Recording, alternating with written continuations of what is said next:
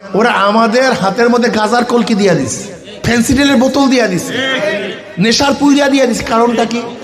আমাকে মাতাল না করা পর্যন্ত ওর পিছনে গাজার মতো ঘুরাতে পারবে না।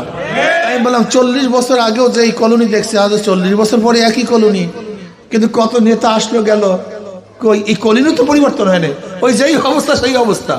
কারণটা কি বলেন তো? ওরা তো ডেভেলপ করতে চায় না।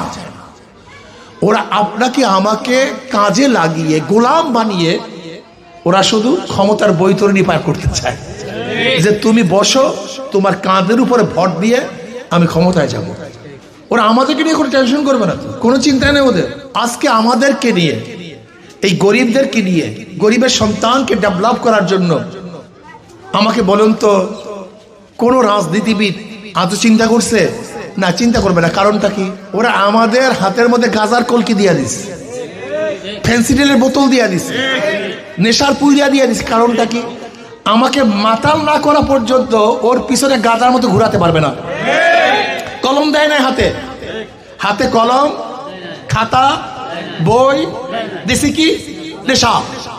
কারণ আমাকে নেশাগ্রস্ত না করা পর্যন্ত আমি ওর গোলামি করব কেন? যদি আমার ব্রেন সার্চ থাকে, আমি তো ভালো মন্দ চিহ্নিত করতে পারবো, কোনটা ভালো কোনটা মন্দ। নিজেকে চিনুন, আপনি কে?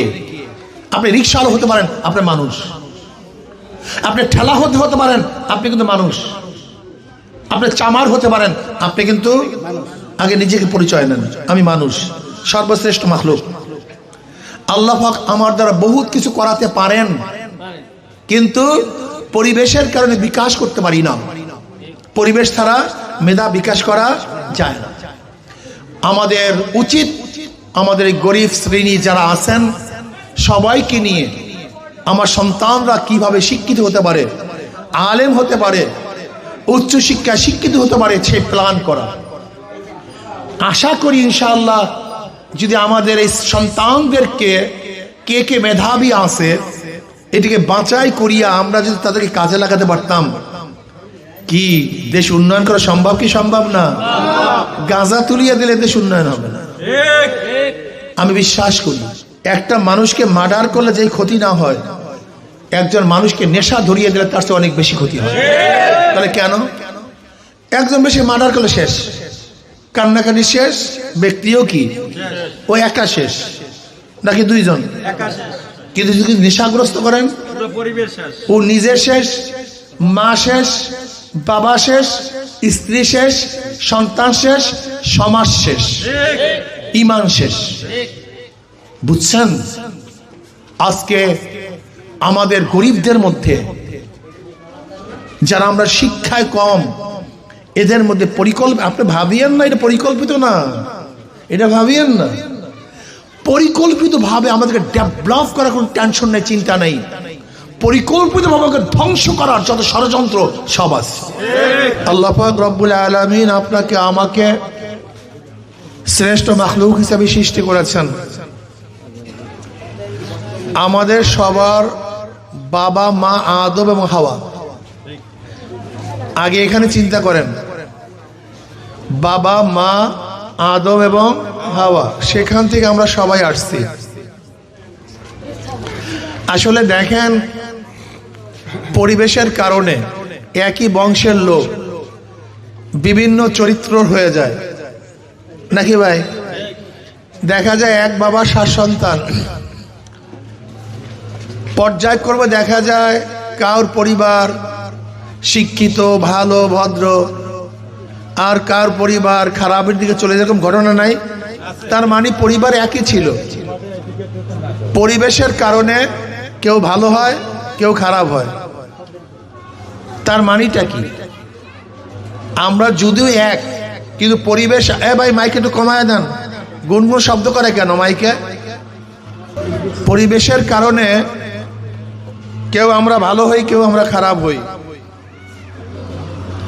আজকে আমি দেখেছি যে আমরা যারা একটু গরিব, অর্থ কম, এরা মনে করি আমরা ভালো হবই না, ভালো হওয়া আমার কাজ না, ভালো চলা আমার কাজ না।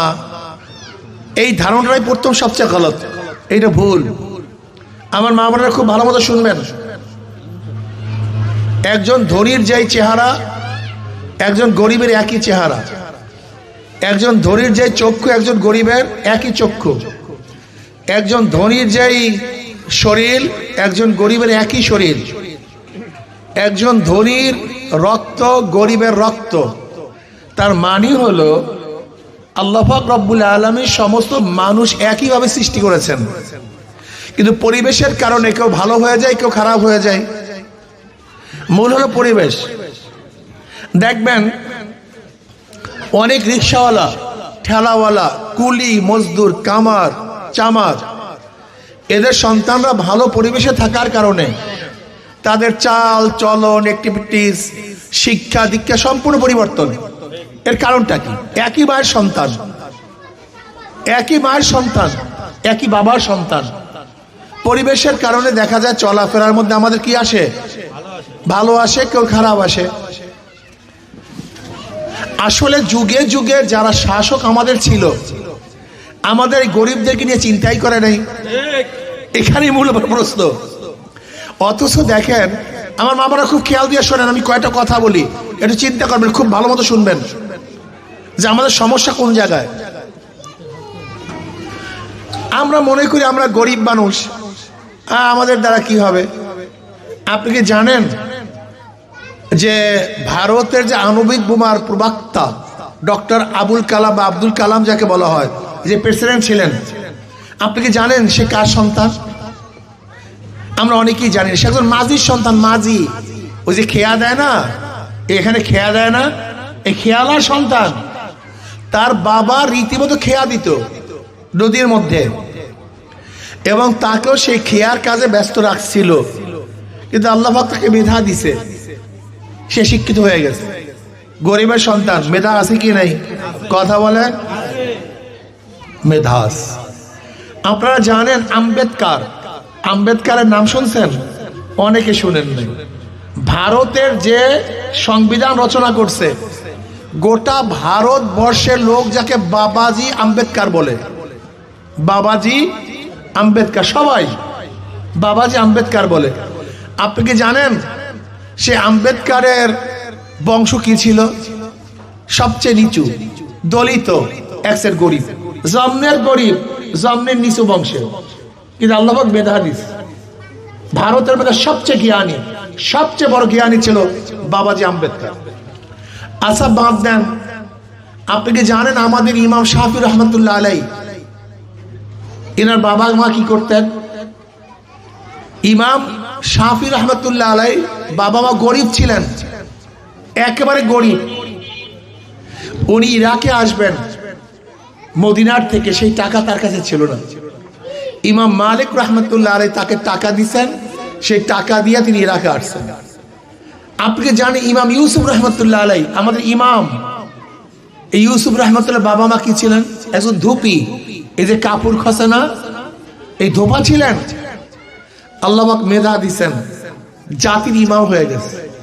বাদ দেন আগের ঘটনা, আমাদের প্রধান বিচারপতি শাহাবুদ্দিন সাহেব, আমাদের প্রধান বিচারপতি যিনি তত্ত্বাবধায়ক আমলের প্রধান ছিলেন, আপনি কি জানেন শাহাবুদ্দিন সাহেবের বাবা কি করতেন? এই যে আমাদের গ্রামে পাখি মারে না, পাখি মারে, ওই যে খাঁচার মধ্যে পাখি নিয়ে, ওই শিকারি, পাখি শিকারি, ওই পাখি শিকারি ছিলেন। ওই পাখি মারিয়া তারা জীবিকা নির্বাহ করতেন। এমনকি শাহাবুদ্দিন সাহেবকেও সেই পাখি মারার কাজে নিয়ে গেছিল। আল্লাহ পাক মেধা দিচ্ছেন, প্রধান বিচারপতি হয়েছেন এবং তত্ত্বাবধায়ক সরকার প্রধান হয়েছেন। তার মানিটা কি? আমরা গরিব, তার মানি এই নয় যে আমার মেধাও গরিব। আমি এই কথা বলতে চাই, আমি গরিব তার মানে এই নয় আমার মেধা গরিব। আমি গরিব হতে পারি, কিন্তু আমার মেধা কিন্তু শক্তিশালী। বিশ্বাস হয় না? আপনি দেখেছেন যে অনেক ড্রাইভার মালিকের সন্তানকে নিয়ে যায়, মালিকের সন্তান ফেল করছে, কিন্তু ড্রাইভার ছেলে ফার্স্ট ক্লাস ফার্স্ট। এরকম নাই ঘটনা? না মিথ্যা বললাম? কামারের সন্তান গোল্ডেন এ প্লাস, ধোবার সন্তান গোল্ডেন এ প্লাস। মানিটা কি? আমি কি বুঝাতে চাই? ব্রেন, এটা আল্লাহ প্রদত্ত। পরিবেশের কারণে বিকাশ করতে পারি, পরিবেশের কারণে বিকাশ করতে পারি না। আজকে আমাদেরকে নিয়ে, এই গরিবদেরকে নিয়ে, গরিবের সন্তানকে ডেভেলপ করার জন্য আমাকে বলুন তো, কোন রাজনীতিবিদ আজ চিন্তা করছে? না, চিন্তা করবে না। কারণটা কি? ওরা চিন্তা করে না কেন? ওরা আমাদের হাতের মধ্যে গাজার কলকি দিয়ে দিচ্ছে, ফেন্সিডিলের বোতল দিয়ে দিচ্ছে, নেশার পুইরা দিয়ে দিচ্ছে। কারণটা কি? আমাকে মাতাল না করা পর্যন্ত ওর পিছনে গাদার মতো ঘুরাতে পারবে না। কলম দেয় না হাতে, হাতে কলম, খাতা, বই দিছি কি? নেশা। কারণ আমাকে নেশাগ্রস্ত না করা পর্যন্ত আমি ওর গোলামি করব কেন? যদি আমার ব্রেন সার্চ থাকে, আমি তো ভালো মন্দ চিহ্নিত করতে পারবো, কোনটা ভালো কোনটা মন্দ। এর জন্য আমি আমার সমস্ত এলাকার বন্ধু থেকে বলবো, নিজেকে চিনুন। আপনি কে? আপনি রিক্সাওয়ালা হতে পারেন, আপনি মানুষ। আপনি ঠেলা হতে পারেন, আপনি কিন্তু মানুষ। আপনি চামার হতে পারেন, আপনি কিন্তু আগে নিজেকে পরিচয় নেন, আমি মানুষ, সর্বশ্রেষ্ঠ মাখলুক। আল্লাহ পাক আমার দ্বারা বহুত কিছু করাতে পারেন, কিন্তু পরিবেশের কারণে বিকাশ করতে পারি না। পরিবেশ ছাড়া মেধা বিকাশ করা যায় না। আমাদের উচিত আমাদের এই গরিব শ্রেণী যারা আছেন সবাইকে নিয়ে আমার সন্তানরা কিভাবে শিক্ষিত হতে পারে, আলেম হতে পারে, উচ্চ শিক্ষায় শিক্ষিত হতে পারে, সে প্ল্যান করা। আশা করি ইনশাআল্লাহ যদি আমাদের এই সন্তানদেরকে কে কে মেধাবী আছে এটিকে বাঁচাই করিয়া আমরা যদি তাদেরকে কাজে লাগাতে পারতাম, কি দেশ উন্নয়ন করা সম্ভব? কি সম্ভব না? গাঁজা তুলিয়ে দিলে দেশ উন্নয়ন হবে না। আমি বিশ্বাস করি একটা মানুষকে মার্ডার করলে যেই ক্ষতি না হয়, একজন মানুষকে নেশা ধরিয়ে দিলে তার চেয়ে অনেক বেশি ক্ষতি হয়। তাহলে কেন? একজন বেশি মার্ডার করলে শেষ, কান্নাকাটি শেষ, ব্যক্তিও কি ওই একা শেষ, নাকি দুইজন? কিন্তু যদি নেশাগ্রস্ত করেন, ও নিজে শেষ, মা শেষ, বাবা শেষ, স্ত্রী শেষ, সন্তান শেষ, সমাজ শেষ, ঈমান শেষ। বুঝছেন? আজকে আমাদের গরিবদের মধ্যে যারা আমরা শিক্ষায় কম, এদের মধ্যে আপনি ভাবিয়েন না এটা পরিকল্পিত না, এটা ভাবিয়েন না। পরিকল্পিত ভাবে আমাদেরকে ডেভেলপ করার কোনো টেনশন নেই, চিন্তা নেই। পরিকল্পিত ভাবে আমাকে ধ্বংস করার যত ষড়যন্ত্র সব আছে পরিকল্পিত ভাবে। আমি সেদিকে গেলাম একটা মাহফিলে, আমাদের ওই চানমারি কলোনিতে। আমি বললাম 40 বছর আগেও যে এই কলোনি দেখছি, আজ 40 বছর পরে একই কলোনি, কিন্তু কত নেতা আসলো গেল, এই কলোনি তো পরিবর্তন হয় না, ওই যেই অবস্থা সেই অবস্থা। কারণটা কি বলেন তো? ওরা তো ডেভেলপ করতে চায় না। ওরা আপনাকে আমাকে কাজে লাগিয়ে গোলাম বানিয়ে ওরা শুধু ক্ষমতার বৈতরণী পার করতে চায়, যে তুমি বসো, তোমার কাঁধের উপরে ভর দিয়ে আমি ক্ষমতায় যাব। ওরা আমাদেরকে নিয়ে কোনো টেনশন করবে না, কোনো চিন্তা নেই ওদের। এর জন্য আমি মা বোনদেরকে বলবো, নিজেদেরকে গরিব মনে করবেন না, আপনি একজন মানুষ, এটা প্রথম মাথার মধ্যে আনেন। অনেক সময় দেখা যায় যে আমাদের সাধারণ কলোনির লোকগুলি মনে করে আমরা খারাপ লোক। কেন? আপনি খারাপ কেন? আপনার চক্ষু খারাপ, আপনার নাক খারাপ, আপনার হাত খারাপ, আপনার পাও খারাপ, আপনার পেট খারাপ, তা আপনি ভালো?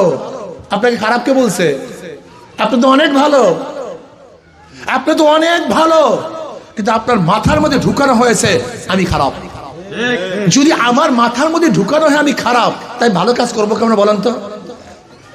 আমি কথাটা বুঝাতে পারতেছি? যখন আমার মাথার মধ্যে ঢুকানো হয় চোর, তা আমার মাথার মধ্যে ভালো কোনো কাজ আসবে?